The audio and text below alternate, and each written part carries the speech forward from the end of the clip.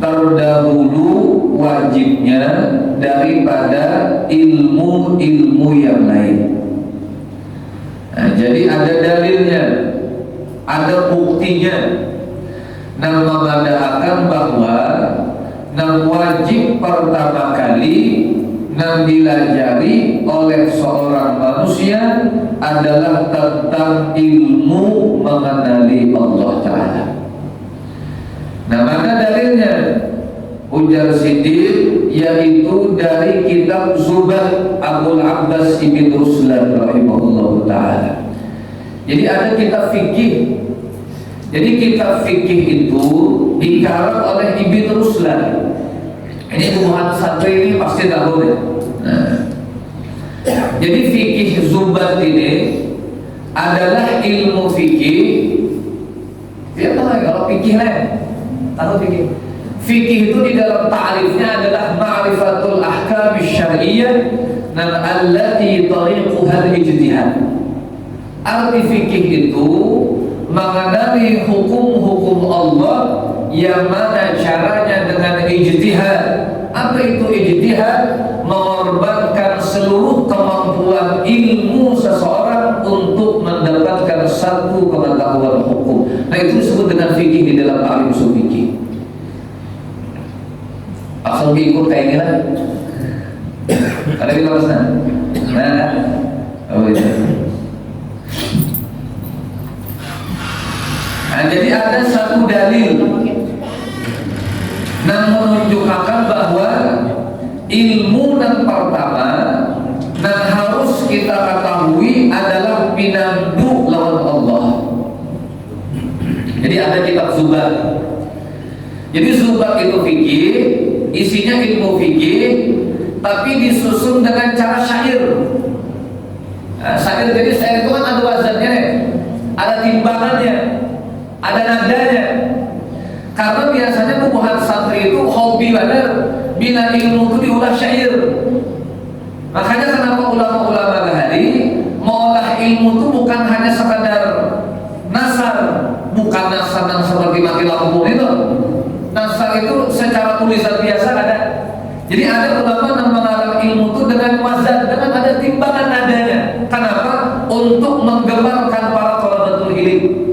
Karena nafsu kita itu hobi mana lawan yang ada nadanya.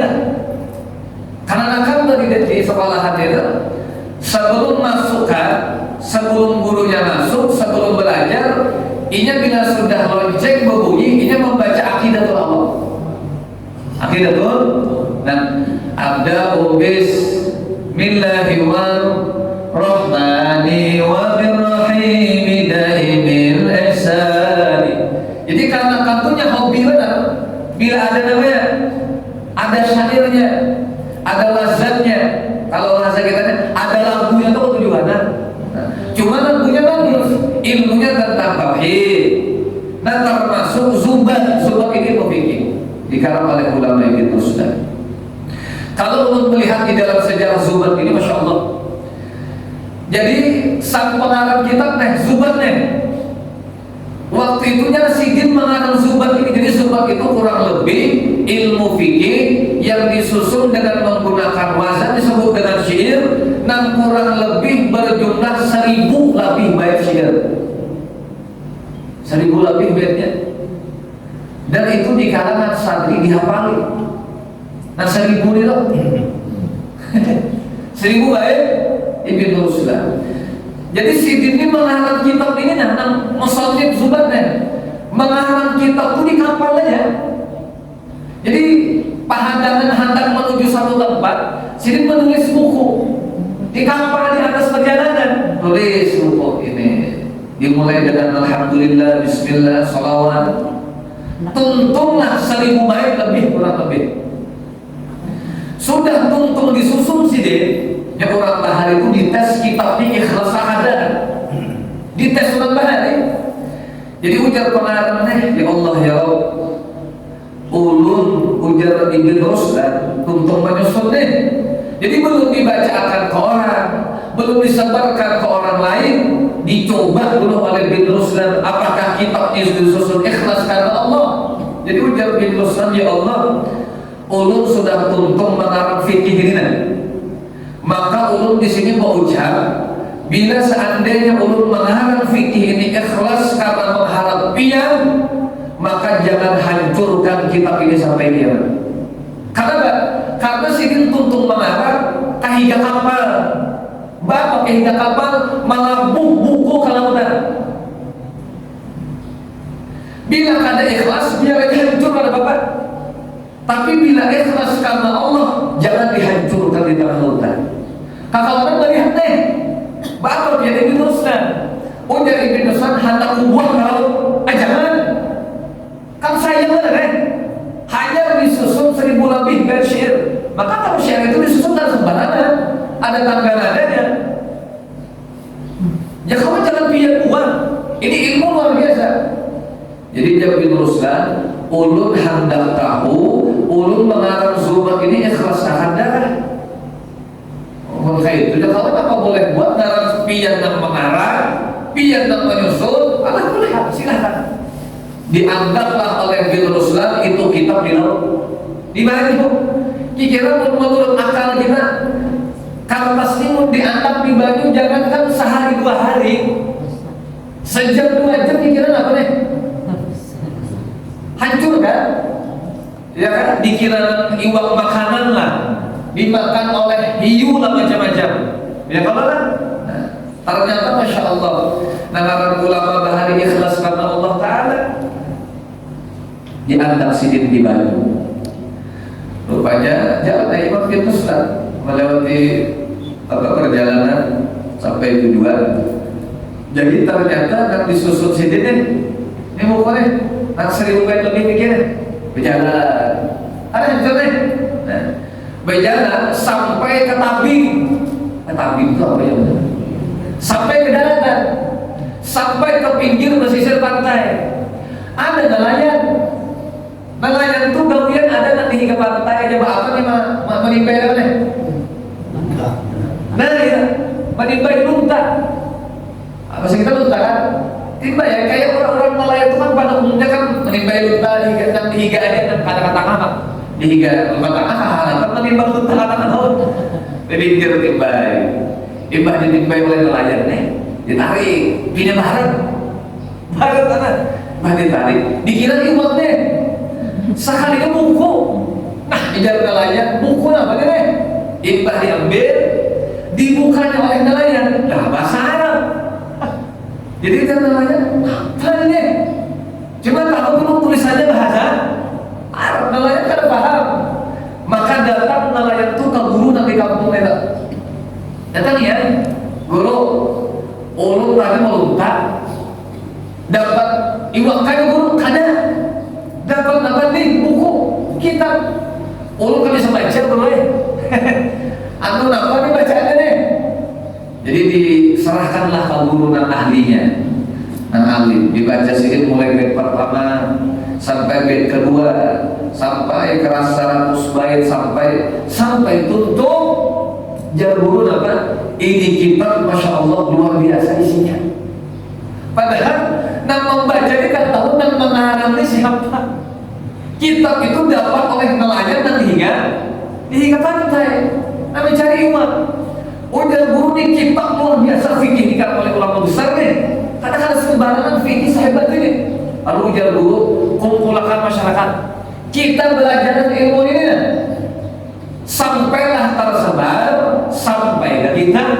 Nah itulah bukti bahwa Ibn Ruslan mengarang kitab Zubat itu hati sidin memang benar, ikhlas hanya mengharap keridhaan daripada Allah Subhanahu wa Ta'ala. Jadi yang menyebarkan pertama bukan ampun kitab, tapi yang menyebarkan orang lain, bukan sahibul kitab. Nah itu sejarah sedikit tentang kitab Zubat Ibn Ruslan, masya Allah. Nah jadi di dalam Zubat itu ada satu syair yang mengatakan bahwa wajib bagi setiap manusia pertama kali ma'rifatullah. Apa arti ma'rifat? Mengenal siapa itu Allah Ta'ala. Mana dalilnya? Nah ini nah, awwal wajibin 'alal insani ma'rifatul ilahi bistiqoni. Amun dinadakan macam ini, awal wajibin 'alal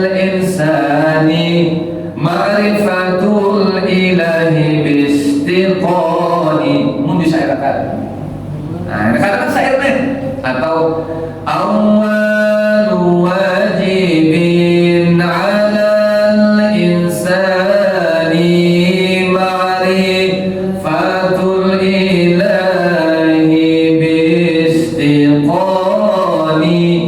Banyak nadanya. Nah, ini biar karena tentunya bila harap menimbang nada, lagu Sahridi termasuk. Ini sudah harap menimbang harap. Ini kan nada lagu itu kan ada nadanya kan. Jadi bila masuk di nada ini ditimbangnya.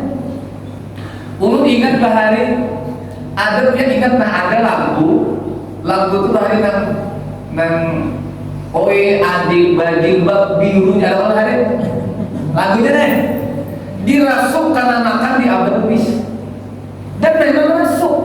Coba kalau Bapak ya kalau nyanyi lah. Cuma penyanyinya Islami nih. Nah, awal wajibin 'alal insani ma'rifatul ilahi bistiqani. Ada Rasulullah. Yang apa? Hukum kita nang benada, nang tagoni, nang belagu ini kan masalah.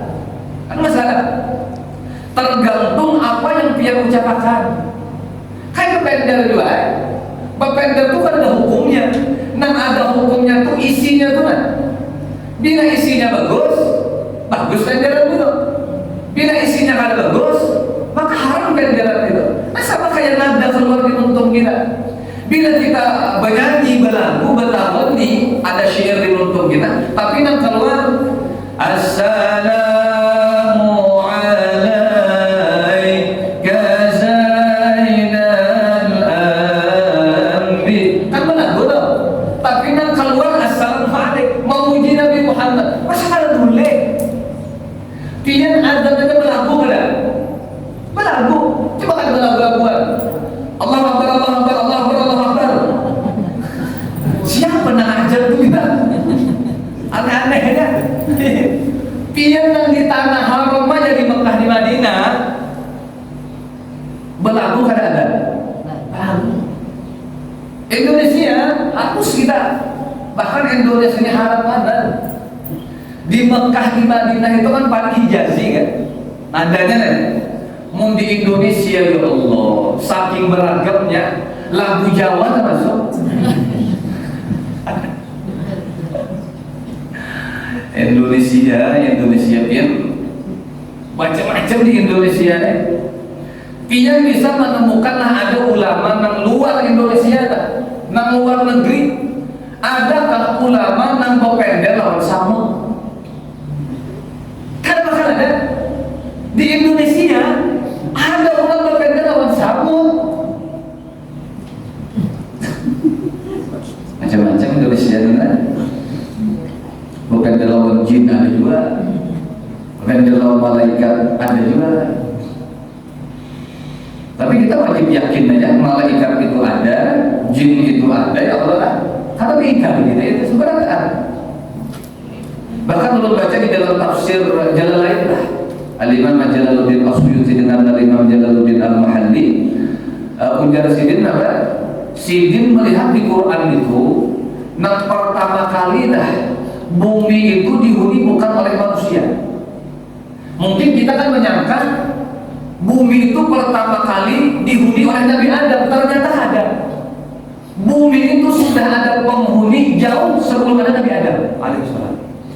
Ternyata di dalam tafsir itu dahulu sebelum Nabi Adam diturunkan ke dunia, ini bumi sudah didahului dihuni oleh puluhan bangsa jin yang disebut dengan Banu Jan, keturunan bubuhan Jan. Jan itu jin pertama yang diciptakan Allah. Makanya Jan di Quran ada wa khalaqal janna min marijim min nar. Allah ciptakan jin pertama itu dari api. Kalau bahari di zaman Nabi, jin termasuk syaitan itu bertampai kayak kita manusia, kayak membentuk manusia, jin bahari. Maka ada satu riwayat sahih dari Bukhari, Al-Imam Muhammad bin Ismail Al-Bukhari rahimahullah ta'ala, Sidin meriwayatkan satu riwayat, dan ini kejadian terhadap Abu Hurairah radhiyallahu sahabat Nabi Muhammad. Nah, al-mukhtirin fi riwayatil hadis. Abu Hurairah ini termasuk salah satu sahabat Nabi yang banyak menyampaikan hadis dari Rasulullah. Di antaranya adalah Abu Hurairah. 5.000 lebih hadis yang disampaikan oleh Abu Hurairah. Beda dengan sahabat lain, Pak. Kalau kayak Abu Bakar, kalau Sayyidina Umar, itu kalau periwayatan hadis di bawah oleh Abu Hurairah. Itu hebat Abu Hurairah ini, walaupun orang pedagang, tapi kalau urusan ilmu kadang meninggalkan. Karena sedikit haus dengan ilmu agama. Bahkan sedikit aplosan lawan kawan. Bila sedikit berdagang hari ini, kawan dijanji, nah ikam turun ke majlis. Bila ikam turun ke majlis Nabi Muhammad, aku berdagang. Karena bila sudah tuntung padahal kan aku nampak disampaikan oleh Nabi Muhammad. Nah bila esok beginilah kawan dan begawi Abu Hurairah ulang duduk di majlis Nabi Muhammad. Jadi walaupun begawi tak kada ketinggalan ilmu dari Nabi. Itulah yang disebut dengan Abu Hurairah Abdurrahman bin Sakhar radhiyallahu taala. Jadi bahari ini kita berhubung ada kisah jin-jinnya, mau kisahkan kisah jinnya. Ini tujuannya nih sahih. Jadi bahari pernah Nabi kita memerintahkan terhadap Abu Hurairah untuk menjaga gudang makanan. Nah, gudang makanan itu dari zakat yang dikumpulkan dari masyarakat di kampung itu. Nah, yang ditugaskan oleh Nabi adalah Abu Hurairah. Jadi ujar Nabi, wahai Abu Hurairah, nah ikam jaga di gudang zakatnya. Jadi bila orang berzakat dari situ, nah bila sudah tutup habis orang berzakat, hanya kena didistribusikan ke mustahik zakat. Nah, yang ditugaskan Nabi adalah Abu Hurairah radhiyallahu anhu. Jaga Abu Hurairah, jaga gudang makanannya. Sekali malam harinya ada masuk lelakian ke dalam gudang makanannya, kresek masuk. Imbah masuk mengangkat makanan, ambilnya. Rupanya pas mengangkat entah kebanyakan, entah nampak kata gugur. Kedengaran oleh Abu Hurairah. Naja Abu Hurairah pernah mengambilnya. Ikan ku tangkap, ikan ku laporkan ke Rasulullah. Wah, jangan ini, jangan Abu Hurairah, jangan dia laporkan ke Nabi. Ulun ini perlu badar makanan. Ulun isi keluarga di rumah, kasihan, bahajat lawan makanan ini. Jadi Abu Hurairah ini kan pikir-pikir, kan zakat ini dikumpulkan untuk orang mustahik zakat, kalau kan mau dipikir-pikir, kan orang fakir itu kan termasuk asnaf 8 yang berhak menerima kan? Abu Hurairah biarin, lapas saya sudah, ayo bawa makanan boleh ke rumah, dibiarkan oleh Abu Hurairah, biarkan. Sudah tutup, esok paginya menghadaplah Abu Hurairah ke Nabi, hendak mengisahkan kejadian malamnya. Datang ke Nabi. Jadi Mbah datang, ya Rasulullah, wahai Rasulullah. Jadi hebatnya Nabi Muhammad itu belum lagi Abu Hurairah itu belum kisah lagi. Di sahabat Nabi dah. Ujar Nabi, wahai Abu Hurairah, kayak apa kisah orang yang ikam tangkap malam hari? Belum kisahnya belum. Sudah di sahabat Nabi, kayak apa nasib orang yang ikam tangkap malam tadi? Kita ada heran. Tapi negara Nabi Muhammad itu kan negara diberitahu oleh Allah Ta'ala. Kita kan ada heran itu. Jadi dia Abu Hurairah Nabi ulun lapas saya. Amaras melihatnya. Ini orang kelaparan, orang kesusahan. Dia bilang katanya. Ujar Nabi apa? Nah, Abu Hurairah ikam tahulah, ikam mustahilnya. Ujar Nabi ini, ikam mustahilnya Abu Hurairah. Nah, jangan Abu Hurairah didustainnya sekalinya apa nih? Karena Nabi kalau didustainya, ikam didustainya Abu Hurairah. Bagaimana? Ikamnya hati dia pulang malam ini, datang pulang ya. Ini kayak Abu Hurairah malamnya hadap oleh Abu, dan sedang pulang. Nah, jangan Abu Hurairah ini cilaka nenek. Masuk pulang lagi-lagi nih. Sekali ini aku pulang ke makanan. Nah, jangan Abu Hurairah ambil pulang kah? Ulun sekali dia lagi mengadah. Kalau anak ulun Abu Hurairah itu bermaras. Melihat dan datang mengangkuti orang pinambari maras, ya kan? Dilihat dari muha itu pinambari kasihan. Jadi kan pulang menangkapnya. Ayo, lapas saya pulang. Padahal sudah dipadahkan Nabi, ikam Abu Hurairah harus lainnya. Esok paginya melapor pulang ke Nabi. Napa kabar Abu Hurairah? Ikam nangkap tu napa kabar pulang? Iya Pak Nabi ya belum dimaras sebentar ya, belum biarkan ya. Ujar Nabi Muhammad, ikam tu lainnya. Nyadap bangnya kayak itu, nyadap bangnya kelaparan. Di hatinya malam ini dia kan datang pulang. Ketiga kalinya dihadang oleh Abu Hurairah. Jangan kita kan ada pangkungan aja lagi. Hei, dihadang oleh Abu Hurairah. Ya, ada sadar desa bujur, ya Nabi ini desa bujur. Datang pulang bahasa tiga nih, datang pulang nih. Imbah datang ditangkap oleh Abu Hurairah seorangan. Karena begitu, ikan nampak dari maras karena apakah? Ujar Abu Hurairah, I don't care. Aku kan boleh Abu Hurairah ikut kayak apa alasan? Jadi dia laki-laki yang ditangkap oleh Abu Hurairah ini. Ulun sekali dia lagi nak tolong bahkan lapas saja ulun. Jadi ulun tidak seperlu itu bahkan kau Jadi dia laki-laki ini karena lapas ke Abu Hurairah. Jadi dia laki-laki yang ambil makanan ini. Kayak ini sudah ada. Biar hendak lawai Abu Hurairah ulun bagi satu amalan. Wah, nego. Artinya lapas saja ulun, biar ulun bagi satu amalan.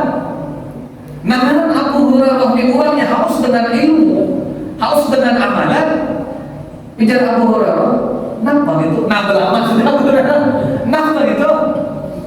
Ujar laki-laki ini ujar, biar ulun bagi satu amalan.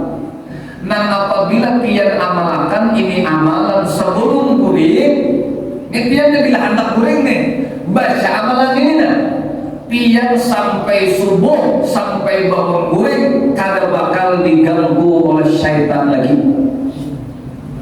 Jadi insya Allah mimpi nah, kada bakal mimpi nah kada bagus.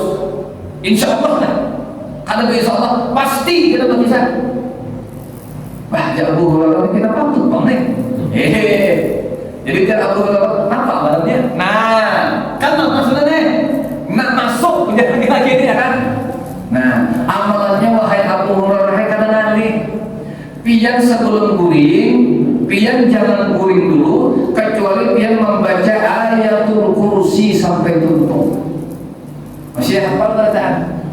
Allahu la ilaha illa huwal hayyul qayyum sampai tutup. Pian bila mengamalkan ini dia laki-laki ini, pian sampai bangun tak kada bakal diganggu syaitan. Bahkan di dalam riwayat lain seumur hidup dah pian guring itu kada bakal diganggu syaitan lagi. Wah hidung mana tuh? Rupanya persyaratan hidung ini lengah sobat. Lampas pulang ini. Nah laki-laki ini. Nah, ya Abu Hurairah selamat dalam ini. Esok pagi melapor pulang ke Nabi. Wahai Nabi, ya Nabi kayak bahagia malam tadi nih kau tangkap. Iya bang Nabi ajar lapas pulang. Ujar Nabi ini sudah kau padahi ikam mustahilnya. Ada harapannya tuh kisahnya jadi pada ini dan itu alasan. Tapi jar Abu Hurairah Nabi ya. Ini memberi ulun satu amalan. Jadi sini Nabi, apa amalannya? Amalannya apa nih? Jadi ujar Abu Hurairah amalannya Nabi ya. Bila hendak guring, sebelum guring membaca ayat kursi jar, maka insya Allah jar setan karena mengganggu lagi. Apa ujar Nabi? Bujur Nabi sampai harinya. Nabi mengunjurkan. Jadi ujar Nabi, Nabi sampaikannya itu bujur, tapi orangnya tuh wajib merambut. Jadi Abu Hurairah kenapa Nabi? Ikam tahu lah. Nang datang ikam 3 malam tuh iya setan orangnya. Jadi kan datang 3 kali itu ternyata bukan manusia. Nang datang itu adalah setan yang langsung. Makanya kenapa setan memisahkan amalan ini? Karena pengalaman ininya. Jadi bila dia baca ayat kursi, dia kan bakal mengganggu lagi. Nah jadi patut aja diamalkan amalan iblis inilah. Setan memberi amalan yang gampang. Jin yang beri amalan. Nah, ilmu ini dari mana aja datang, bila ilmu, bila bagus ambil. Kan syaitan bukan musuh kita kan? Cuma ia menyampaikan satu kebenaran, ambil ilmunya. Jadi hantar kuring makanan. Nah, Allahu la ilaha illa huwal hayyul qayyum. Jangan kepanjangan kayak itu lambat ya kuring. Aduh saking belau-belau ya. Nah, Allah la ilaha illa huwal hayyul qayyum. Kayak itu selesai. Jadi syaitan itu bila ia menyampaikan sesuatu yang baik, ambil. Menjadi ulama apa? Khudh ma safa wa da'na kadar. Ambillah sesuatu yang baik dan tinggalkan sesuatu yang kada baik. Nah, jadi bila ilmu itu siapakah yang menyampaikan bila kebenaran itu? Kita jangan melihat orangnya. Ujar pepatah Arab mengatakan, unzur ila ma qala wa la tanzur ila man qala. Lihat apa yang disampaikan, jangan lihat siapa yang menyampaikan. Bahkan bahari atau terdapat di dalam kitab Qawaidut Tughyan fi Syu'abil Iman karangan Syekh Nawawi Al-Jawi Al-Bantani. Ini syaitan juga bisa. Jadi ada seorang alim dan zahid. Setengah 7 orang. Kayak gitu aja lah. Waktu ini ya kan kita duduk di majlis, duduk di masjid, lawan di rumah sama aja. Ya habis juga. Ya kan? Apalagi ini sudah para habis tahun apa ya? 1440 di mana? Hanya malam tadi bulan Kelentongan ada di grup WA. Ternyata keputusan bubuhan Nahdlatul Ulama pusat di Jakarta, ternyata Dzulhijjah tahun ini istiqma 30 hari.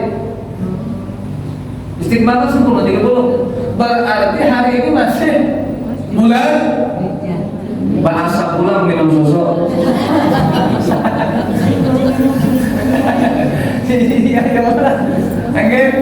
Kan ada salafus saleh nih, termasuk As-Sayyid Dr. Profesor Sayyid Muhammad bin Alawi Al-Maliki rahimahullah ta'ala. Nah, sini menganjurkan. Jadi di awal tahun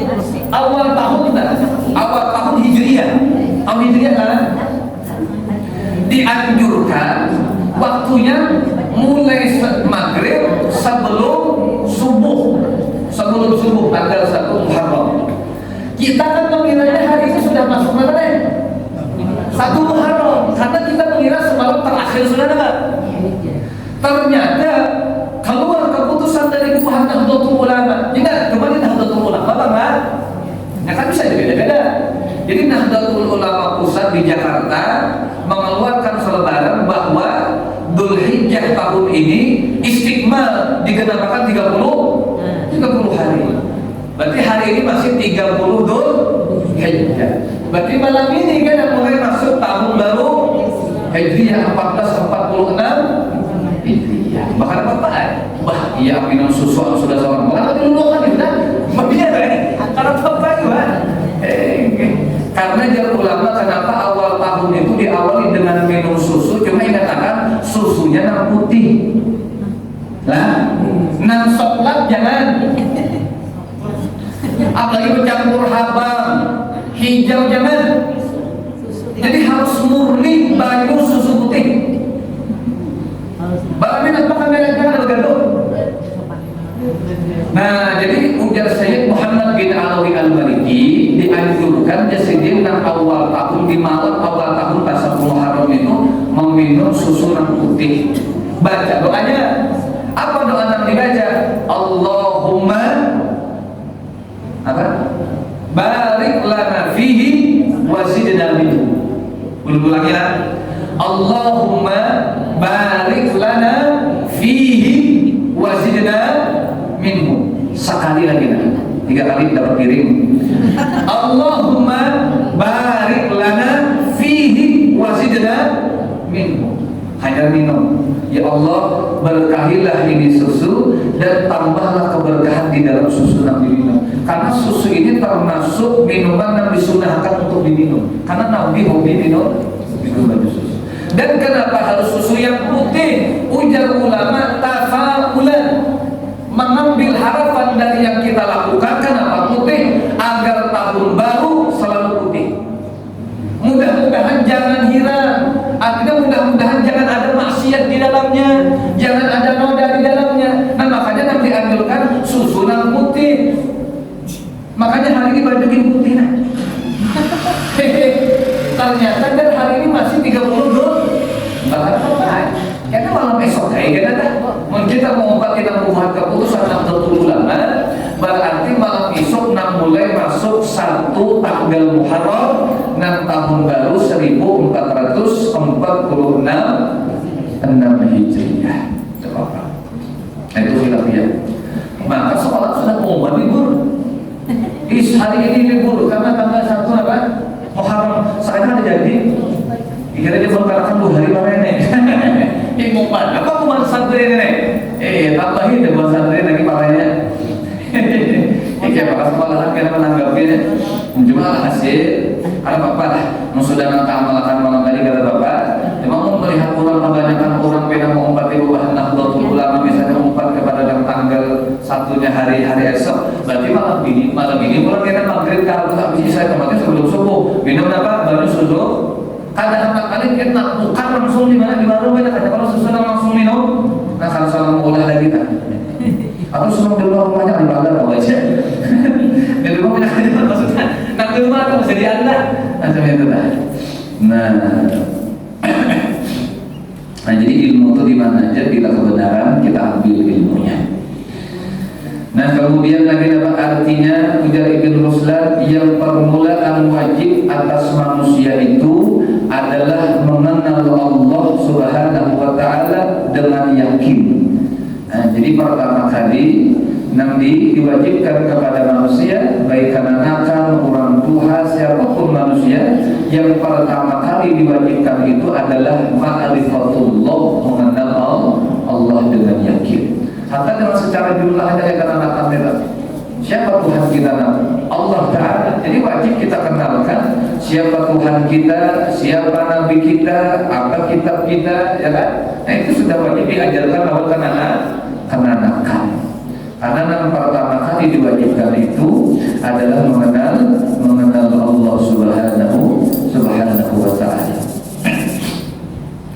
Kemudian dan dari kitab Khutbah lil Habib Tahir bin Husain, fa'lamu ayyuhal ikhwan annal asla wal asasa huwa ma'rifatul ma'budi qabla al-ibadah wa dhalika haqiqatu ma'na syahadah. Nah sampai sini kita dulu lah. Allah Subhanahu wa Ta'ala a'lam bissawab.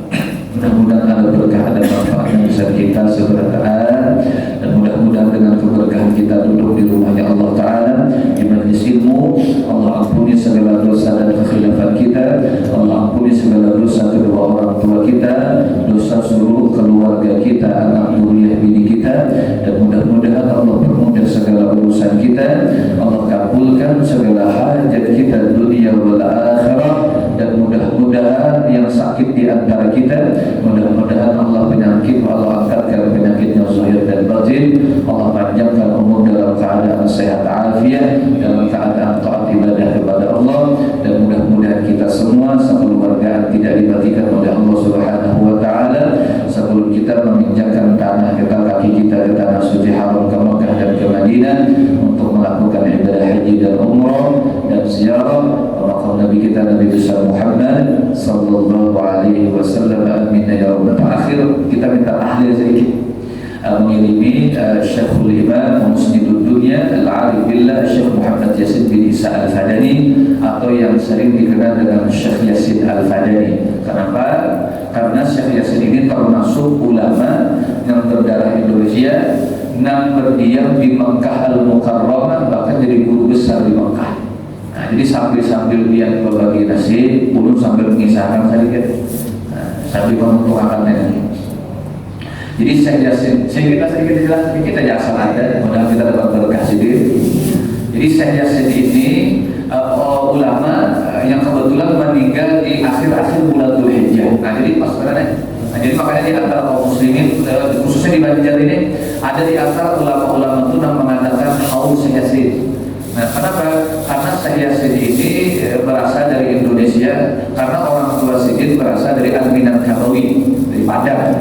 Nah, makanya Syekh Yasin itu digelar dengan Syekh Yasin Al-Hadani karena memang berdarah keturunan orang Padang, Al-Minangkabau.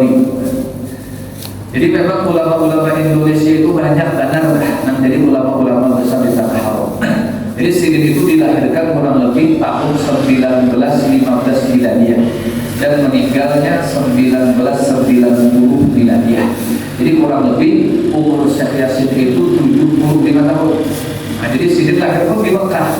Lahirnya di Mekah, bahkan tinggalnya pun di Mekah, jadi guru besar di Mekah. Bahkan gelar Syekh Yasin itu bukan hanya seorang yang alim, tapi gelar Sidin Musnidud Dunia.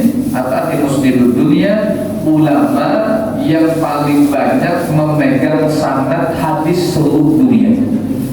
Nah, makanya ulama-ulama kita bahkan dari seluruh negeri mencari, karena saya sudah meninggal. Jadi ulama-ulama dari Maroko, dari Damaskus, dari Iran, dari Irak, dari Mesir, bahkan dari Mekah, dari Madinah, mereka mencari mana-mana ulama yang sanad keilmuannya bersambung kepada Syekh Muhammad Yasin Al-Hadani. Dan di antaranya salah satu guru besar, salah satu ulama kita, ulama yang berdiam di belakang rumahnya Habib Abdullah Sobol Natapura. Nah, jadi di belakang Habib Abdullah Sobol itu ada seorang guru besar. Sidin ini salah satu murid kesayangan Syekh Muhammad Yasin bin Isa Al-Fadani. Ngarang Sidin tuan guru Abu Kiai Haji Syahron Thayyib Al-Marhum. Namanya meninggal beberapa tahun yang lalu. Nah, karena ulama-ulama banyak kesalahan, bahkan dari luar negeri untuk apa? Untuk minta sanad dengan Syekh Syahron Thayyib. Kenapa? Karena Sidin termasuk murid kesayangan Syekh Yasin. Bukan hanya murid, tangan kanan oleh Syekh Yasin Al-Fadani. Maka banyak guru-guru besar mencari mana-mana lagi murid-murid Syekh Yasin. Nah, di antaranya dulu ketika Sidin hidup, banyak ulama-ulama dari jauh datang ke rumah tuan guru Abu Kiai Haji Syahron Thayyib untuk mengambil sanad rantai keilmuan hadis yang langsung bersambung dengan Syekh Muhammad Yasin bin Isa Al-Fadani. Luar biasa. Jadi sedikit kalau masih di antara kemuliaan Syekh Yasin, Sidin memiliki kurang lebih 700 guru dalam ilmu hadis. 700 guru. Kita secara akal aja, secara logika aja nah. Kita kan hidup, bahkan dia kan begitu jauh dari mulut, bisi guru sampai ada 100 ribu. Hijrah. Kita kan belajar dari SD, dari tingkat menengah, tingkat atas, kemudian kuliah S1, S2, kemudian S3, bahkan S2 bahkan. Nah, ambil S3 kan misalnya sampailah bisi guru 100 lebih. Karena mungkin sampai. Tapi kalau Syekh Yasin 700 bisi guru. Jadi secara akal nih, kayak apa Syekh Yasin mau sampai bisi guru tuh? Oh, ternyata ya kalau masih dia Syekh Yasin itu menuntut ilmu itu bila sekali menuntut Sidin kada seikuman kurangnya. Jadi dia salah satu murid Sidin, murid Yasin mengisahkan Syekh Yasin Al-Fadani itu waktu menuntut ilmu hari ini ada menuntut ilmu di Mekah, ada di Madinah, Sidinnya nih ada di Mesir, ada di macam-macam. Tapi waktunya itu aja. Cuma Sidin di sini ada, di sana ada, di situnya ada, di sananya ada. Makanya kada heran Abu Syekh Yasin Isa Al-Fadani bisi guru lebih 500. Karena sekali mengaji duduk di puluhan guru. Nah, itu salah satu kalimat daripada Syekh Muhammad Yasin bin Isa Bahkan panjang lebar lagi di antara kamu. Cuma itu sedikit nak kisahkan. Kenapa sudah tentu? Karena nasi dapat dah.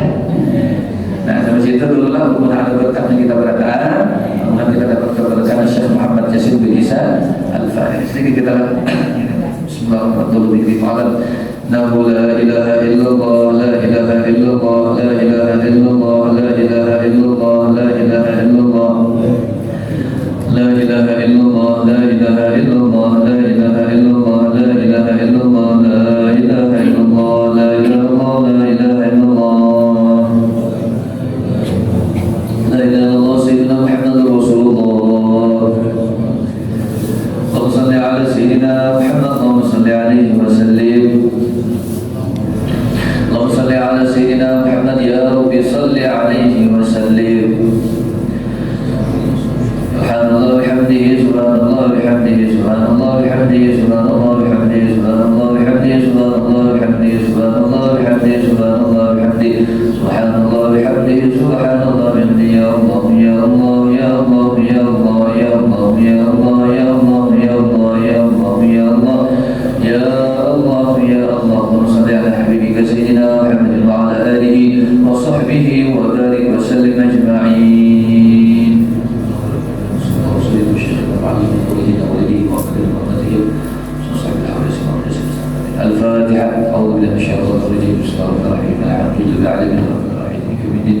إياك نعبد وإياك نستعين صراط الذين أنعمت عليهم غير المغضوب عليهم ولا الضالين بسم الله الرحمن الرحيم الحمد لله رب العالمين اللهم صل وبارك على سيدنا محمد وعلى آله وصحبه أجمعين واغفر لنا ذنوبنا ولوالدينا وارحمنا وربنا صغارا لجميع المؤمنين والمؤمنات والمسلمين والمسلمات الأحياء منهم والأموات برحمتك يا أرحم الراحمين اللهم اجعل واصل وهدي وبلغ وتقبل ثواب ما قرأنا من القرآن العظيم ما لنا من قول لا إله إلا الله وسلم قل سبحان الله وبحمده وما قلنا من قول الله يا الله يا الله وصل إلى حبيبك المصطفى سيدنا محمد صلى الله عليه وسلم في هذا المجلس المبارك هدية واصلة من الناس وبلغ الشام نصر وتقبل وقد ذلك ونريد حضرة سيدنا محمد صلى الله عليه وسلم ثم إلى الله أبي وأخوه من الأنبياء والمرسلين صلى الله عليه وسلم عليه وعلى أجمعين وعلى آله والصحابة والخلفاء والتابعين وتابع التابعين أبدا بيوم بإحسان إلى يوم ثم إلى بركة أمة المجتهدين المخلدين في الدين والعلماء العاملين والفقهاء المحدثين والقراء والمفسرين وسلف السورية المحققين وتابع بإحسان إلى يوم ثم إلى ومن قرأناها بسببهم وتلونا القرآن العظيم من أجلهم مجد ممن أنت أعلم بهم وبأسمائهم يا مولانا رب العالمين ثم إلى الرحمن لا زائر ولا ذاكر لهم وخصوصا إلى روح صاحب الحول العالم العلم العارف الشيخ محمد ياسين بن محمد إسحاق الفداني وأصوله وفروعه أجمعين وخصوصا إلى جميع من أنفقوا أموالهم وجاهدوا أنفسهم في هذا المسجد التقوى أوصل اللهم ثواب ذلك منا إليهم اللهم اجعله فداء لهم من النار وكرم لهم من النار وحياة لهم من النار وشراء لهم من النار ورزقا لهم من النار ونجاة لهم من النار اللهم اجعل قبورهم روضة من رياض الجنة ولا تجعل قبورهم حفرة من حفر النار اللهم اغفر لنا اللهم لإخواننا الذين سبقونا بالإيمان ولا تجعل في قلوبنا غلا للذين آمنوا ربنا إنك رؤوف رحيم ربنا تقبل منا إنك أنت السميع العليم تب علينا إنك أنت التواب الرحيم ربنا آتنا في الدنيا حسنة وفي الآخرة حسنة وقنا عذاب النار صلى الله على سيدنا محمد وعلى آله وصحبه وسلم سبحان ربك رب العزة عما يصفون وسلام على المرسلين والحمد لله رب العالمين. Mudah-mudahan sehat dan jauh